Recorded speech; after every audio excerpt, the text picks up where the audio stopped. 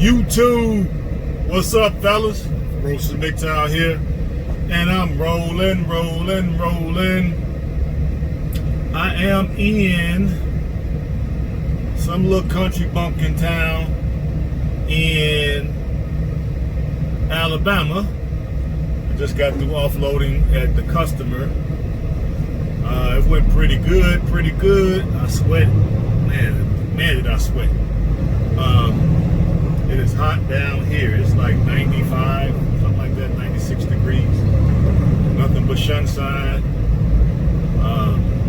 But I got it done. It took me 3 hours, but it usually take about 2 hours, but I got it done in 3 hours. So it's cool. I get an extra $36 for that hour, so that's cool.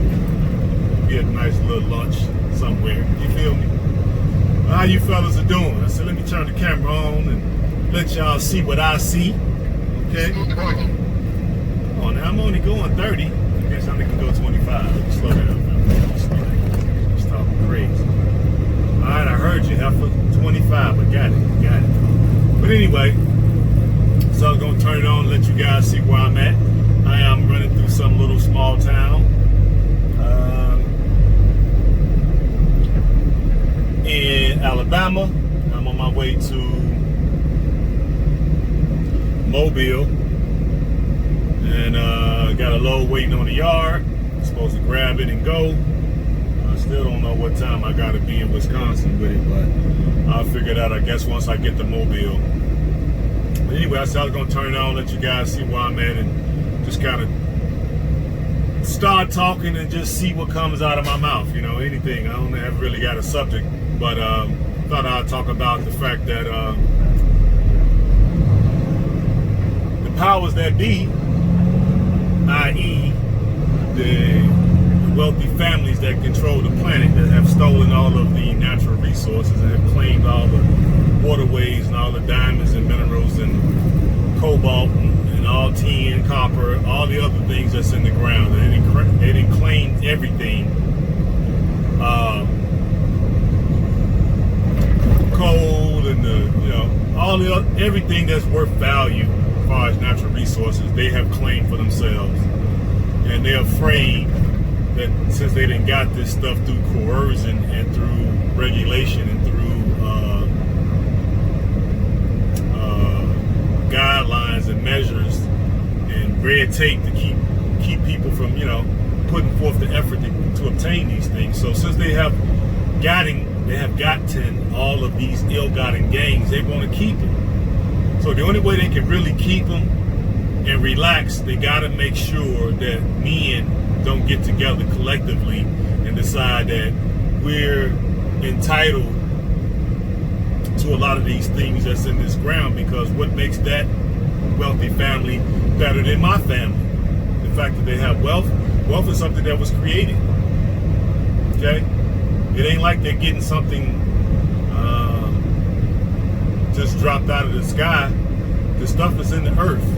We all have been given dominion over the planet. So how do they get to covet and monopolize all of the earth resources and then hoard it for themselves and basically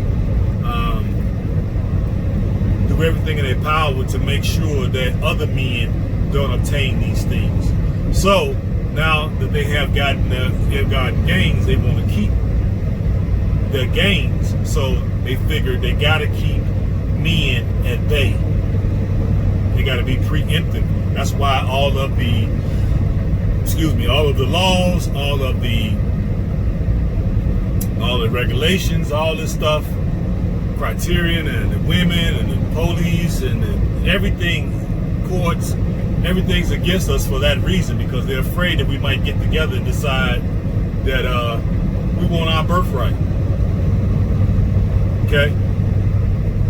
We might get together and somebody may have a bright idea to say, hey, let's put race aside and let's use our collective brain power and our collective might and go after our birthright. Everybody should be taking part in all of the resources that the planet has to offer. Why does a select few families get to covet all of the earth's resources.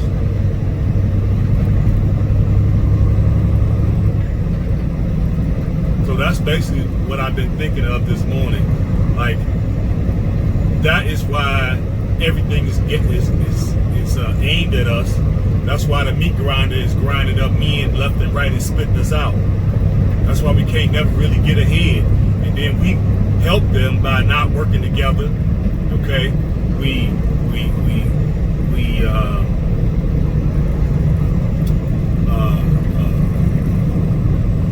shun people because of differences as far as phenotypes, skin types, cultural, class. We segregate each other based off of these immaterial things. And while we're doing all this, they promote that. So it's basically a divide and conquer, so they can keep the ill-gotten gains. And we, even though you over there on your side of the fence in your little tribe, I'm over here in my little tribe, and neither one of us get the full benefits of our birthright. And this is how they've been controlling the planet.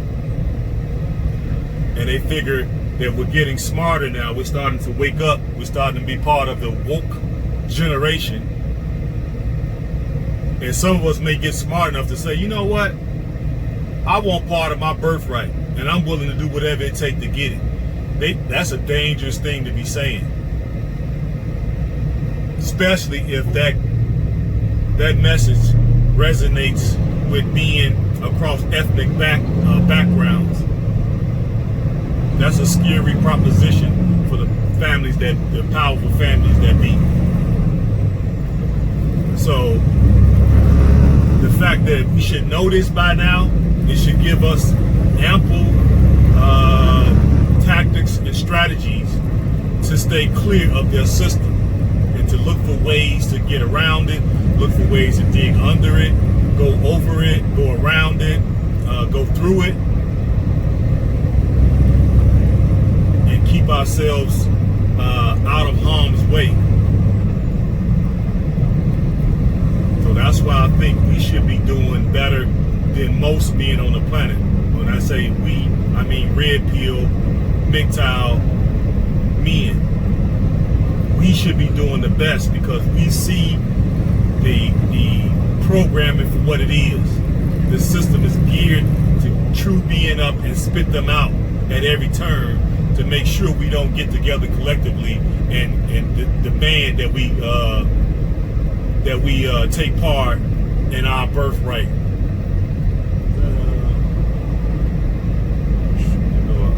Walmart over there. I'm gonna go, but I'll wait. Yep. So, it's good that I'm bringing these things up and it's giving you guys something to think about.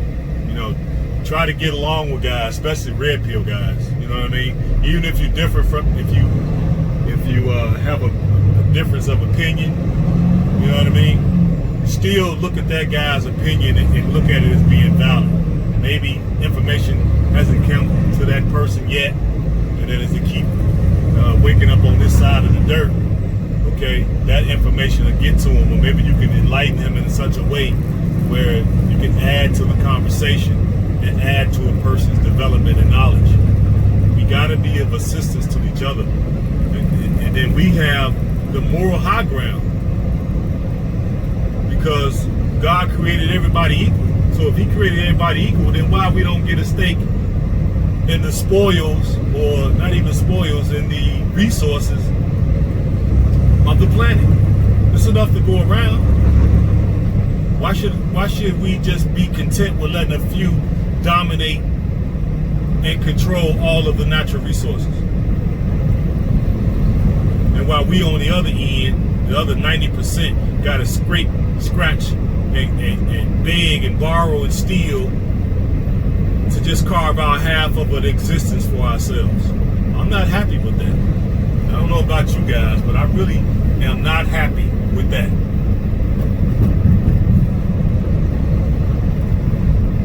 We've been scraping and scratching and hustling and begging and borrowing and robbing Peter to pay Paul my whole freaking life. So at this point, I'm sick of it. I'm almost 55, and I still got to do this? No.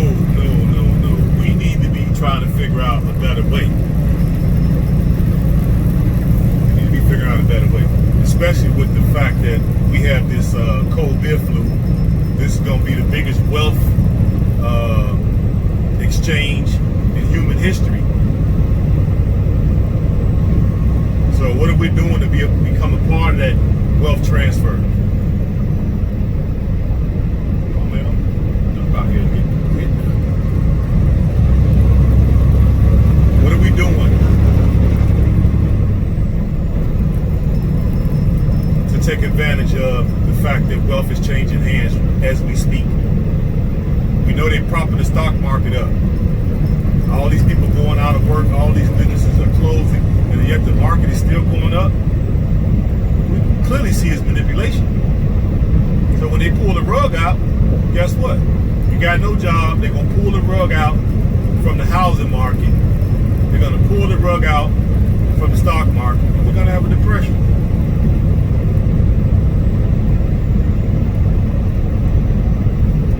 So not only are you being robbed, you've been robbed for your birthright. Now they're finna rob you of the little peanuts that you didn't manage to set aside. They want your peanuts too. Your crumbs. They want the little crumbs that you have managed to set aside for a rainy day. Now they want that. Nice little car over there on the right there. It's a beautiful country over here. I digress, but it's a beautiful country out here in Alabama. I thought about this state. Get maybe 5 or 6 acres here. Basically, with timber on it. Harvest about a third of the timber to pay for the land, and then carve me out a little space so I can have a bug out shelter. A prepper's delight, a prepper's paradise. You feel? But anyway, back to what I was saying, fellas. So we need to be working extra hard. I agree with brother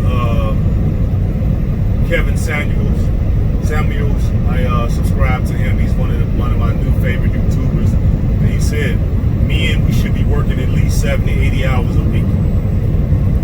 So that's your job, maybe a part-time job, or that's your job, and maybe an internet business. That's your job of selling fruit on the side of the highway, whatever. We need to be doing as much as we can, because when they pull the rug out, it's gonna be desperate. People are gonna get real desperate, because we are part of the woke generation, and we should understand that that zombie apocalypse will take place when they pull the rug out. This is why the bug out shelters, bug out retreats, is gonna come in real handy. Be able to segregate yourself from self-segregate yourself from people who did not plan, who just think everything is funny, i.e. women and their bastard baby children and bastard children. They're gonna go haywire when they can't go to the government and get their little crumbs. The fact that they're going to be out of work too, so all these little cushy jobs that these women got that they don't deserve, when all this stuff come crashing down, they're going to be stuck holding the bag. We Mgtow men, we RedPill men, should be ready and prepared and saying, come on with it. Right? Not only are we going to survive the crash, we're going to thrive during the crash. And like I told you, my plan is to have a few acres here somewhere. Colorado, New Mexico, Arizona, Texas, maybe Tennessee, Florida, Georgia, Alabama, one of these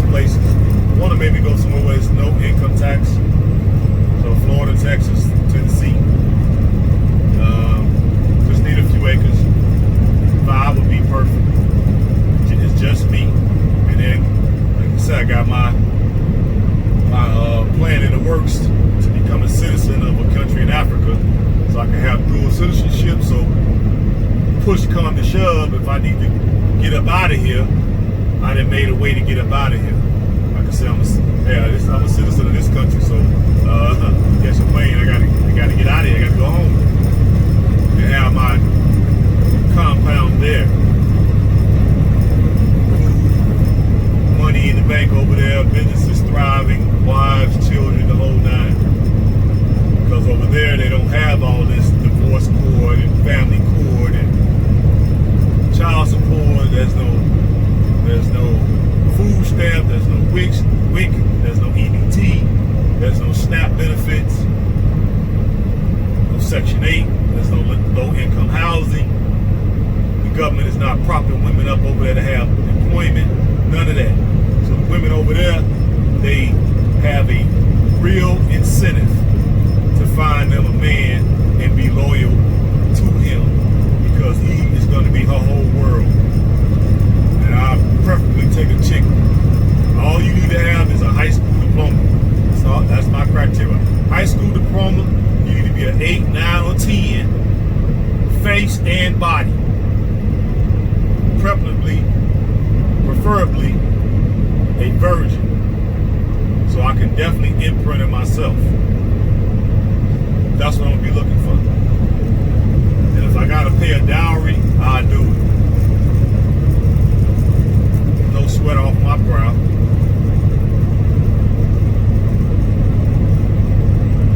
So like I told y'all in previous videos, I feel like I've been cheated out of fatherhood.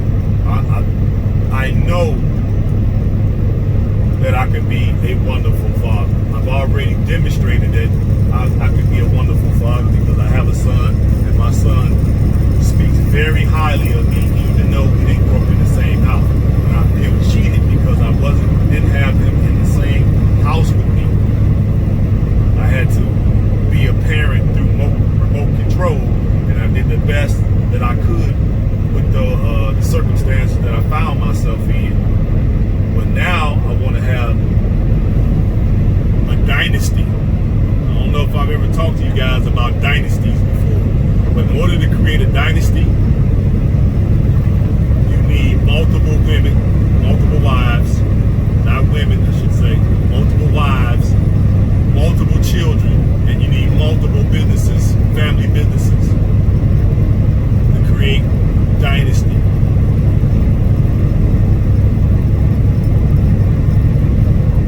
And that's truly what I plan to do once I go overseas.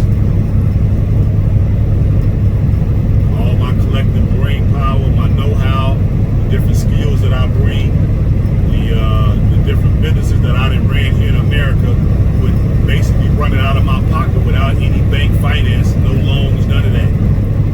Everything has been created out of my own pocket. Just a will to make it work. So just imagine when I get over there and you have basically no restrictions, no regulations, no 50,000 departments when you gotta submit an application and wait for approval and wait for permits and all of that mess. You don't have to do all that over there. And it's corrupt enough where anything that I do need, I can just pay a little small bribe, insignificant amount of money, and get whatever I want done.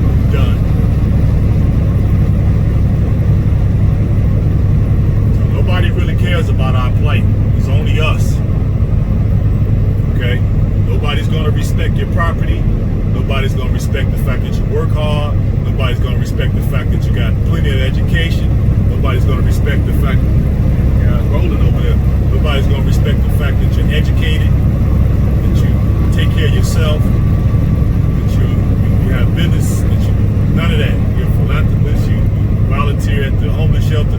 They don't care about the plight of men, period, because the plight of men have been demonized. They have to demonize us because they don't want us to wake up and start asking for our birthright, or i.e. demand or try to take our birthright. So they have to demonize us. So we have to cheerlead and give pep talks and motivational talks to each other. Because other than that, you're gonna not see that or not experience it nowhere else. Not your family, mostly not your friends, especially not RedPill, not your colleagues. Matter of fact, most of the places that I visit, I can't even talk like this. Y'all are the only ones I can talk like this to. Talk reality. Everybody else, I gotta talk La La Land and Fairyland and Disneyland. I gotta talk like them, because if I start speaking like I normally would talk, they will label me and then cite me for termination, right? And stop fabricating things to get me terminated. So I have to keep quiet, keep to myself, and just quietly get stuff done. And they'll find out about it years later. What did I do? How did you do that? How did you do that? I don't know. Just by accident. I make everything seem like a sheer accident, even though it's calculated down to the last molecule.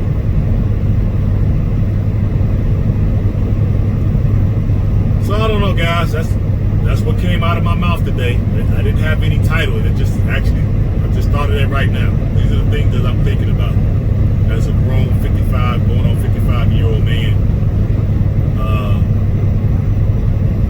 These are the things that I think about. And I'm sure this could help a lot of guys. We should know nobody's coming to our aid and assist but us. Nobody cares about us. Nobody cares about our plight. Nobody cares about our bouts with depression. Nobody cares about our addictions. Nobody cares about the fact that we can't make an honest living. Nobody cares that we can't afford to pay for education now. We can't afford to pay our bill. Nobody cares. You start telling people about all these things that you're going through, you're going to be laughed at. You're going to be shunned. You're going to be mocked, made fun of. So what we do is we tend to keep it in.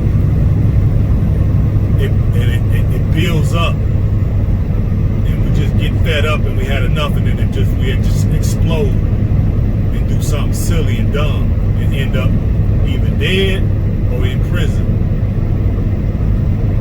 Luckily for me, I did all this when I was young and went to prison, so I know how to keep things in and how to let it out appropriately. That is me. Studying is a good outlet, and working out is a good outlet. And dreaming big is another outlet for me. I've been to prison and I saw a whole lot of things. A lot of those men had talents out of this world that's not going to be able to exploit, because they're going to be basically serving the rest of their life in jail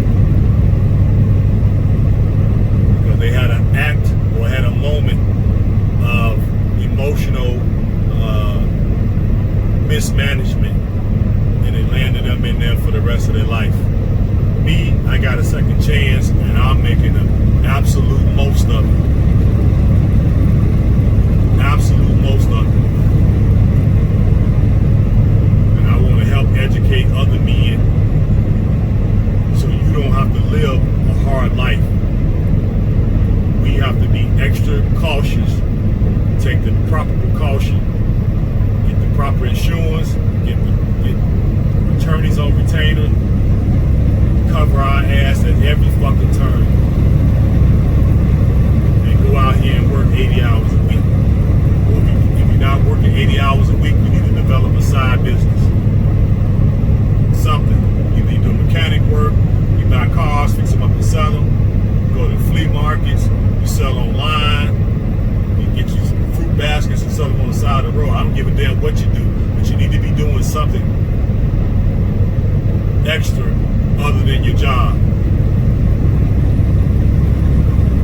And that extra income can go for when the market and everything collapse. It can go for getting you some land outside of these big cities